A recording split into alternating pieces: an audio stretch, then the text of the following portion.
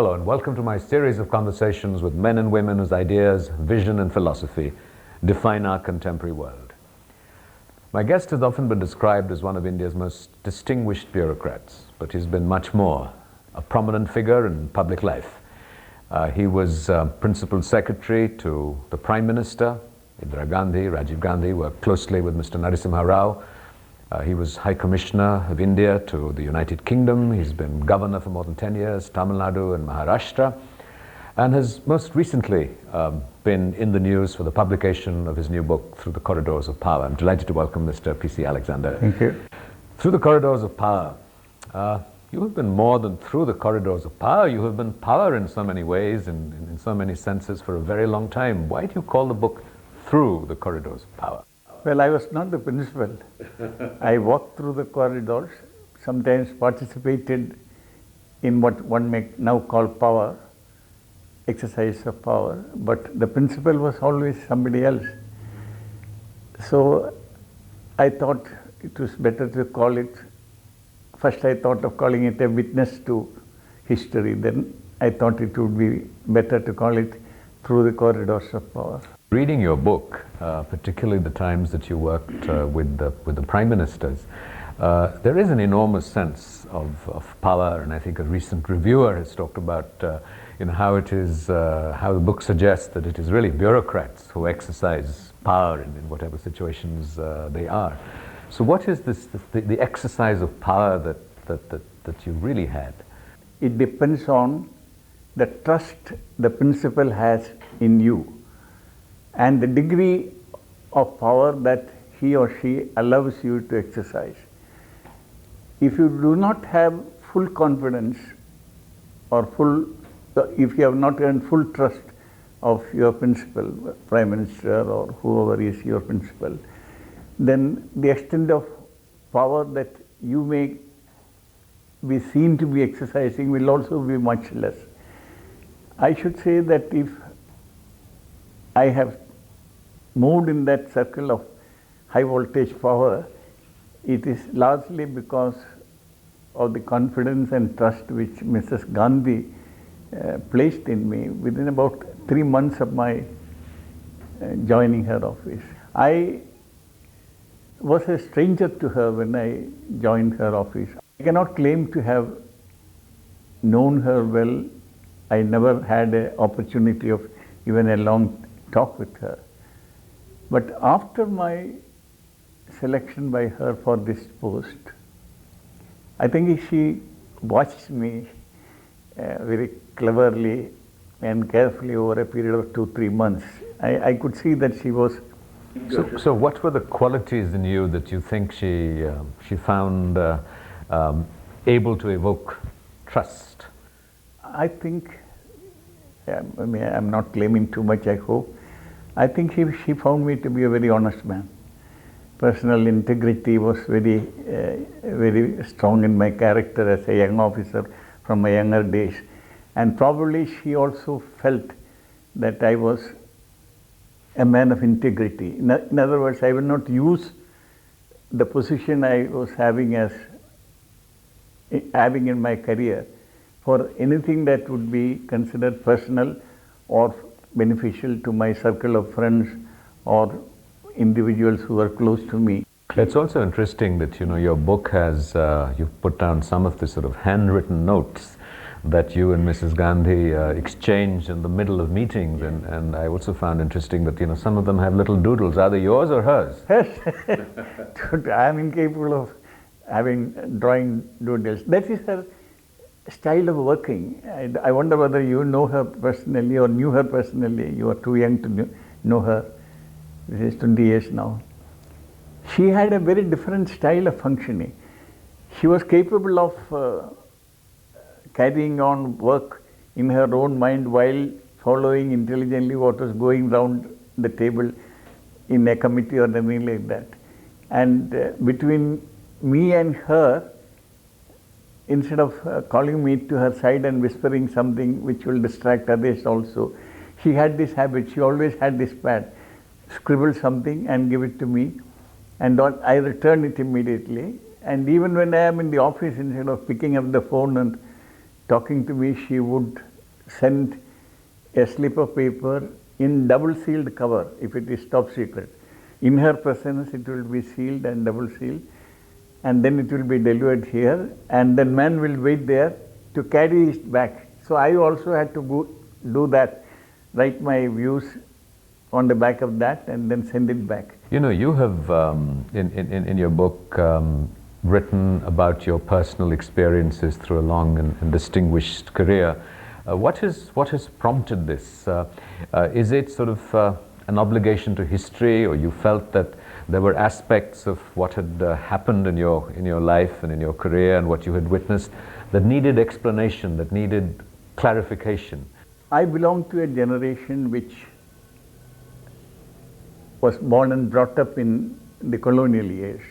My younger days as a college student and even in the university as a teacher before the IAS was started and all that. That was during the colonial period, the war years at that time, not even the transition period. So my generation saw the colonial era and the transition to the new era, and in my case I lived through the new era occupying some positions in government. That is, then I was in a native state, Travancore, during my school and college years, my first degree, MA, and younger years, in a princely state. That was a world by itself, very different from the rest of India. There again, I was a witness to a transition. And then I joined the civil service, Indian Administrative Service, IAS, just after independence. And when we all joined, we were having the same type of training which the British officers had, and we were in a milieu which had not really changed. It was still the colonial administration, very much British colonial administration. So I joined at the time when transition from colonial administration to what we now call development administration took place, and there I was not only a witness, I was a participant. But isn't there in recording this narrative, which has invaluable value for history from an active player, but how did you engage with the temptation to not look at it as a defense of yourself, that feel obliged to just make yourself look good in what was really a process of recording history? So how does one balance that? Now, I mentioned those 2 or 3 factors which prompted me to think that I am a qualified person to write about this, and very few people of my generation are left, and those who are left have no inclination or interest in writing. Then the 4th factor was that luck or fate or God's grace, whatever you may call it, brought me into positions not normally within the reach of a bureaucrat. I was a governor for 12 years in 2 major states of India. I was High Commissioner in London, which was not normally given to IAS officers.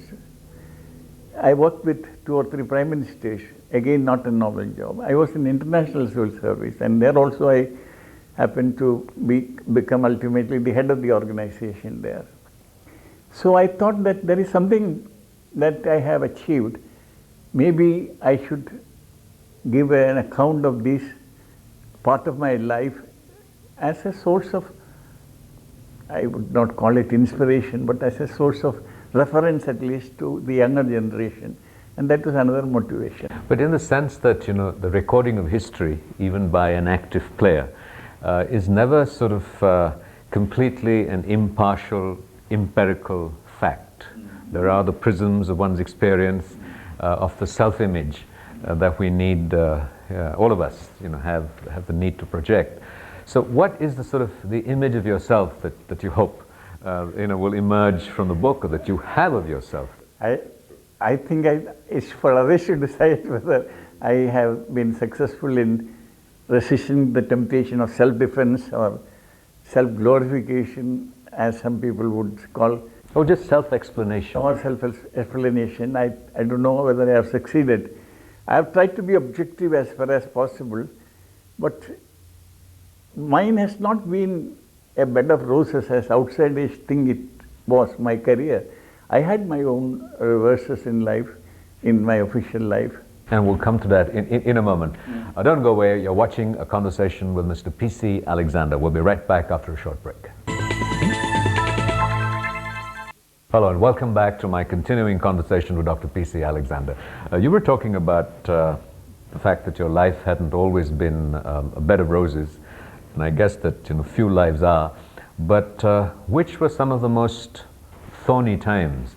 Most recently, of course, has been the issue of the presidency, and you're seen by a lot of people as the man who almost was president. Was that the most difficult personal time for you? I will not say that. That was a very difficult time for me for two reasons. And certainly the fact that I missed getting this office has left a scar on my mind. But to be very honest, much more than that was the fact that some people carried on a personal campaign of vilification against me, to discredit me, particularly in the eyes of the then government. In an attempt to discredit my reputation, they went to the worst tricks of personal vilification, and it pained me immensely. So was this a sense of personal hurt or disappointment that you're not President of India today? It is a matter of personal disappointment to me that having reached that far, I couldn't get it. It is there. But this factor rankled in my mind for a long time. And it still rankles. There is a popular sort of perception that to be in politics, you need a very thick skin. I know. I am learning it. What does it take to be a bureaucrat? Well, today's bureaucrats have more problems than I have. But I should also, before I come to that, I should complete that my explanation to the first question, which were the moments in my life where I felt very bad or sad. That is the Rajiv Mehrotra episode. When you were Commerce Secretary? When I was Commerce Secretary. What worried me then was, I was being penalized for standing up for personal honesty. It was the issue of a very high value license at that time. At that time, it was 4.5 crores. Which is about 45 crores today. It was a very high value license. And I stood firmly against all attempts to get that license through various offices, but I stood firmly. And I even asked the question to me, is there somebody upstairs? If there is somebody upstairs, will he allow these things to happen? Because what I have done, I have not done anything wrong which in his eyes. But why I was thrown out of the job, I said it in my book. That was what is called dharma sangadam. In Sanskrit, you calculate. It's a dilemma of something connected with dharma sangadam. I went through that phase for which I could not get an explanation. Till a few years later, where I found everything was for the good. So these were the occasions in my life where I really developed a bit of cynicism, a good deal of disappointment, anger, annoyance, and a lot of sadness. But what was then the pinnacle, the high point, the great moment, when you were approached, and you felt that the announcement of your candidature as president was only a few hours away? Would you say that was the moment of your greatest satisfaction so far, only to be yanked away? No, when the Prime Minister telephoned me, that is Atal Bihari Vajpayee at that time, telephoned me saying, congratulating me and said that we have just decided to make the announcement tomorrow. I took it very coolly, in fact, because I never thought it would be otherwise. Ever since I was told that ever since I was asked whether I would be a candidate, that to be exact date I can say, I can never forget that, 30th November 2001, long before the elections. From that date onwards, I had imagined myself that everything will be smooth and I am going to get it.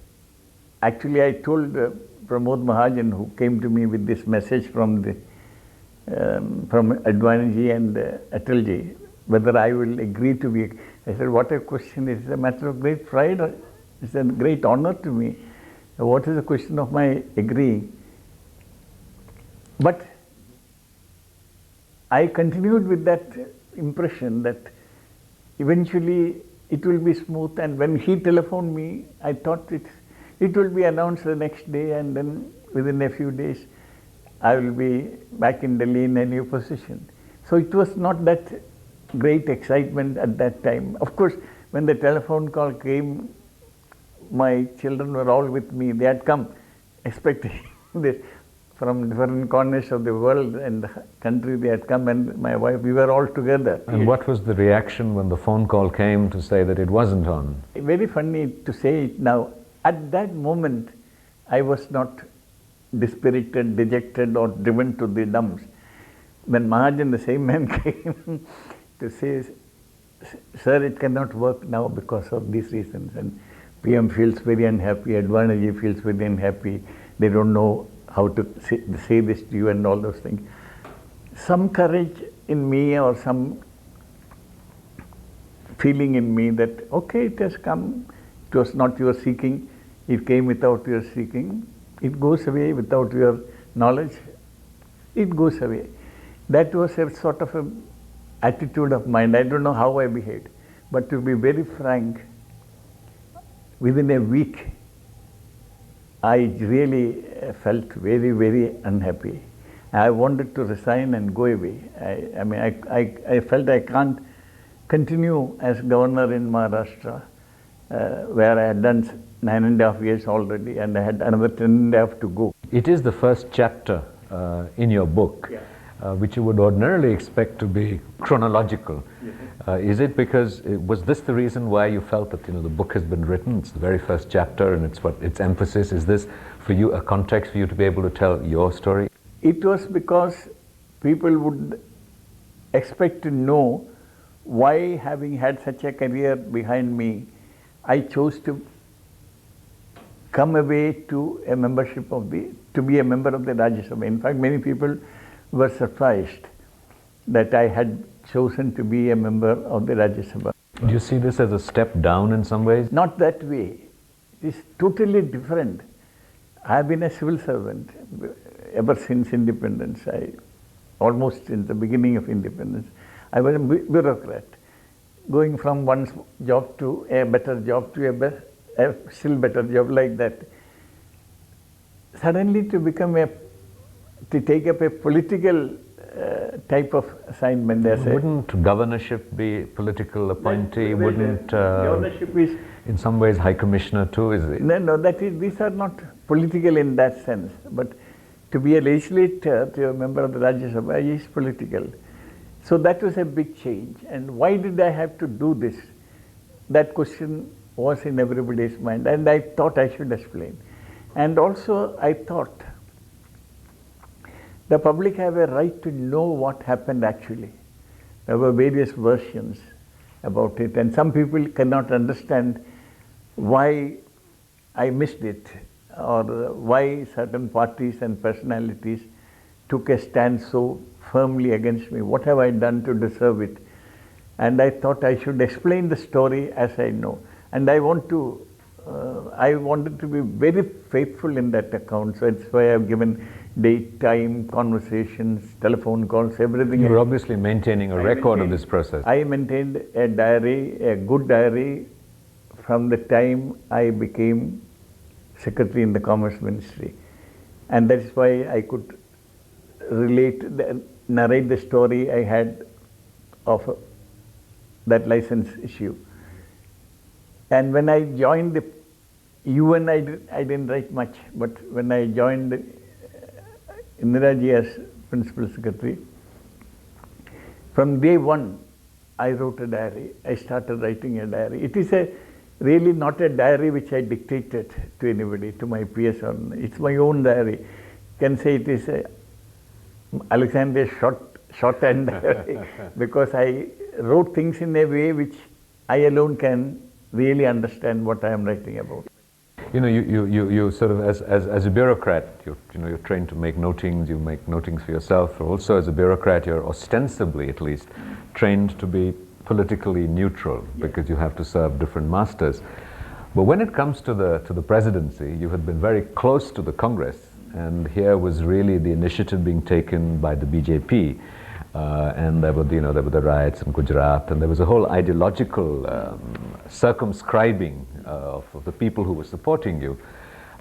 Did that pose any difficulties for you, or how did you relate to that dimension of this process?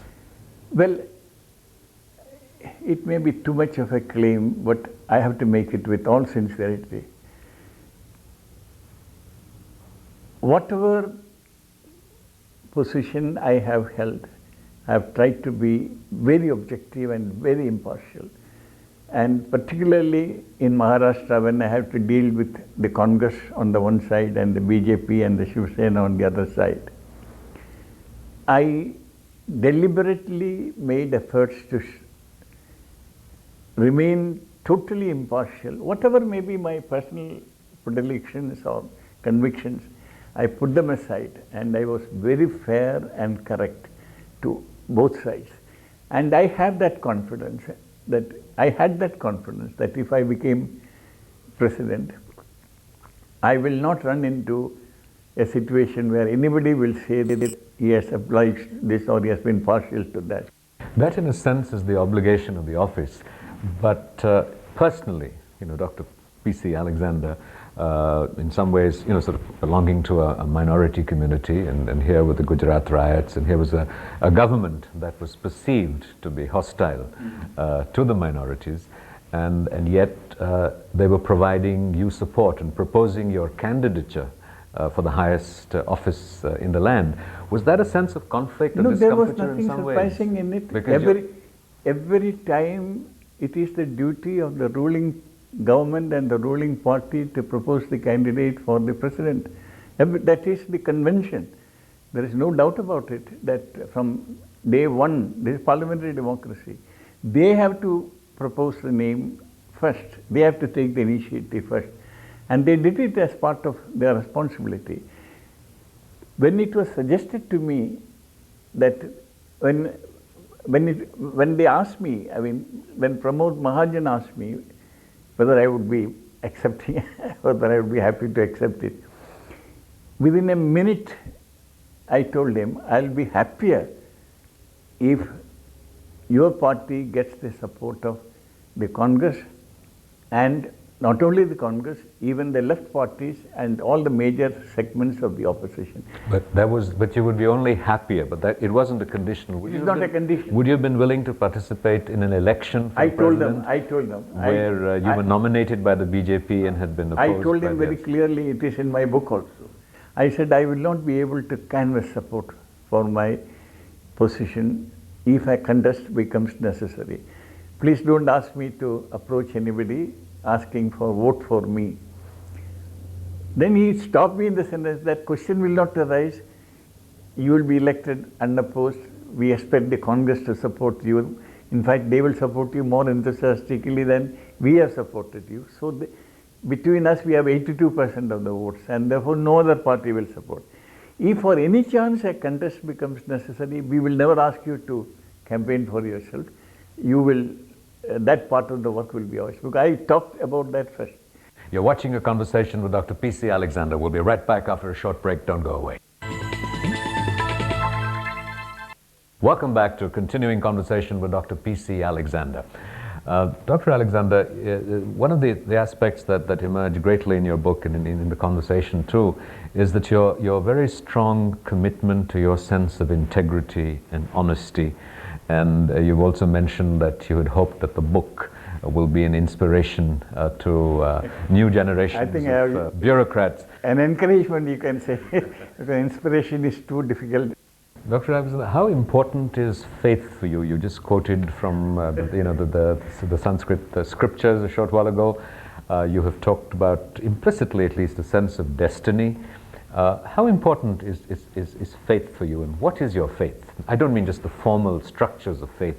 Well, Christianity is my faith, and I am a strong believer in the fact that Jesus' life is a good model for a young man or an old man or a poor men or rich men. So I have no doubt about it in my conscience. When I was in a moral dilemma about this Maraji business, finding no answer to this question, a very intelligent and highly educated bishop of my church, he had doctorate from Princeton and from Cambridge, very intelligent and very highly educated man, Bishop Paulus Mark Gregorius, the name is very well known.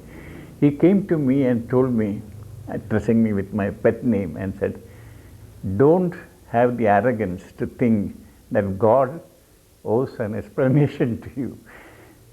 On the other hand, if you have the humility to, through prayers, to know His mind, He may let you know, not immediately, but over a period of time. And this is exactly what happened. So has God let you know yet what happened in the presidential election? Well, I take it in with that philosophy that it was probably not His will, or probably He didn't think that it is necessary in my career. After all, He had given me everything else. Why should I be a president also? I have accepted it philosophically with that. I have that much faith in God, and that is my philosophy also. Otherwise, life would be very unpleasant. Dr. Alexander, thank you very much. This has been a great privilege. Thank you. Thank you.